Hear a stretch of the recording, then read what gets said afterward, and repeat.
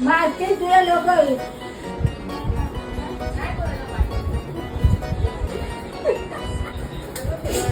Video चांगला आहे की नाही?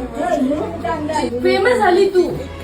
मित्र बोलतात माहितीये का की तुझी आजी किती मस्त, किती क्यूट असे बोलताय. गेला ना आहे हा बघ.